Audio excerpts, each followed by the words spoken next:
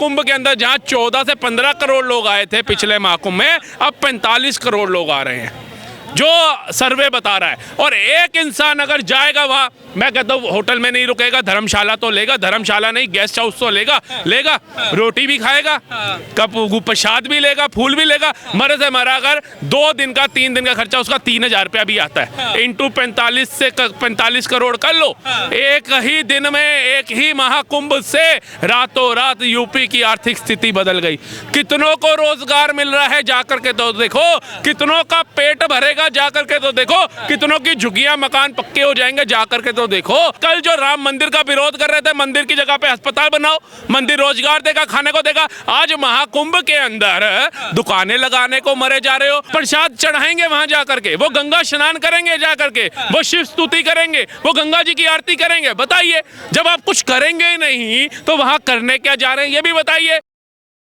कुंभ को लेकर अभी एक फैसला लिया, कई समुदाय कह रहे हैं कि वहां मुसलमानों की दुकान न लगाने दी जाए।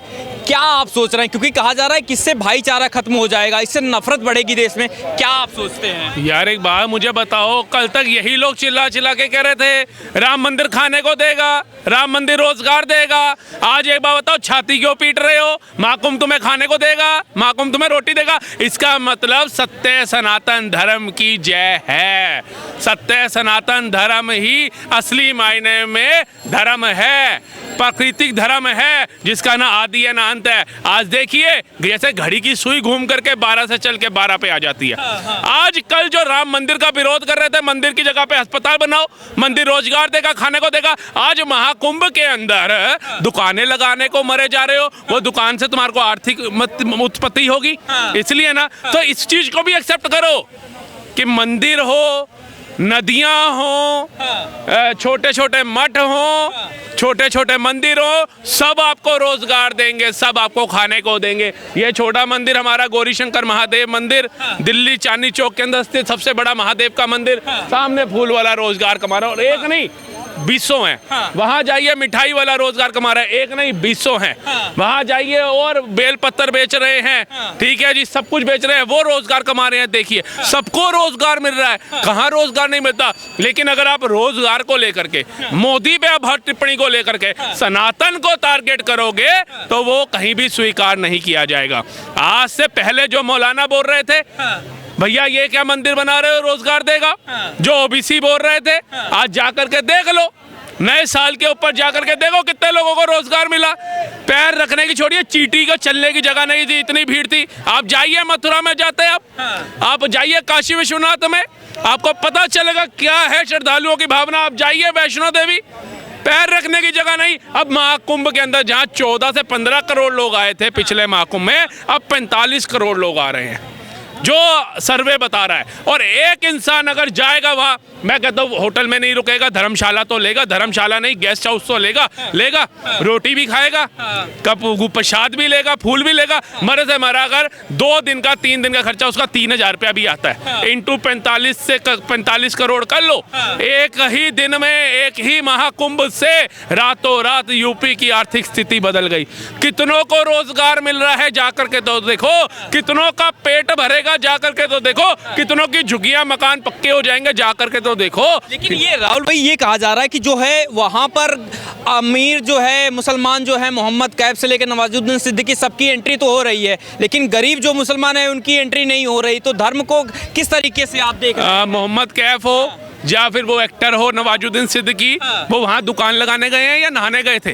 वो गंगा में स्नान कर रहे हैं। उन्होंने बताया है कि ठीक है, मैं इस्लाम को मानता हूँ, लेकिन बाकी धर्मों का भी सम्मान करता हूँ। उसने गंगा जी में स्नान करते वक्त ये नहीं सोचा कि मेरे खिलाफ कोई मौलाना टिप्पणी कर देगा या ओबीसी टिप्पणी कर देगा या कोई मुसलमान भाई मेरा बुरा मान जाएगा। उसकी आस्था थी, भाईचारा था, उसने स्नान करके दिखाया। अब जितने लोग जा रहे हैं वो मूर्ति पूजा करेंगे वहां जा करके, बताइए, वो प्रसाद चढ़ाएंगे वहां जाकर के, वो गंगा स्नान करेंगे जाकर के, वो शिव स्तुति करेंगे, वो गंगा जी की आरती करेंगे। बताइए, जब आप कुछ करेंगे नहीं तो वहां करने क्या जा रहे हैं, ये भी बताइए। मोहम्मद कैफ गया तो उसने स्नान करके दिखा दिया, उसने किसी को बोलने का मौका ही नहीं दिया।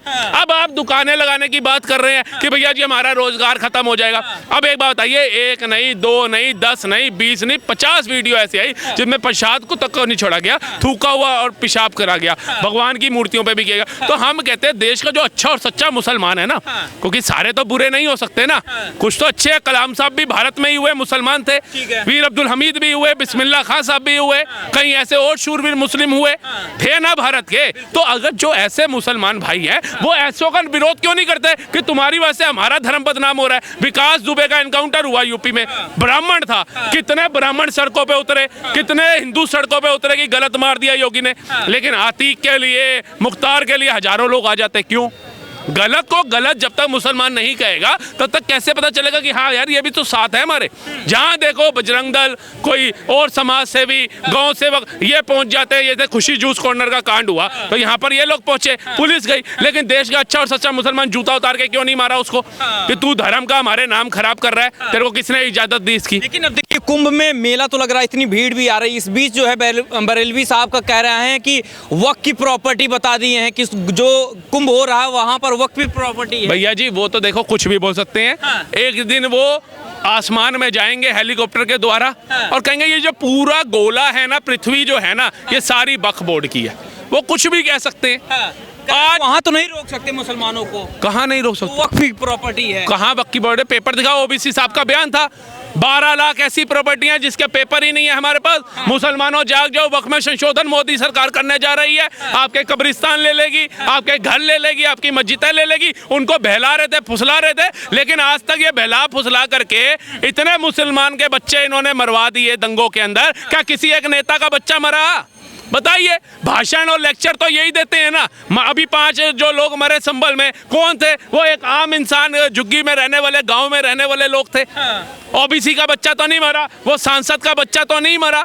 आप बताइए। तो मुसलमानों को भी समझना पड़ेगा, अगर हम देश के लिए बोलते हैं, धर्म के लिए बोलते हैं ना, तो हमें अगर ऊपर से कोई आके कहेगा ना ये पकड़ ईंट और ये पकड़ 1000 का नोट, मार दे जाकर के मुसलमान को, तो हमारे को भगवान ने बुद्धि दी है। और ये बुद्धि जो है ना परमात्मा ने इस मनुष्य को ही दी है, जानवरों को नहीं दी है। तो उस बुद्धि का प्रयोग भी करो। खाली खा खा करके हराम का मोटा भैंसों जैसा अपना दिमाग मत करो, उसका सही यूज करना सीखो। लेकिन वक्फ प्रॉपर्टी जो दावा कर दिया गया है मुसलमानों की तरफ से, उसको लेकर क्या सोच रहे हैं आप? करने दो। हमारे तो पता मोदी है ना, वो अपने आप संशोधन करेंगे।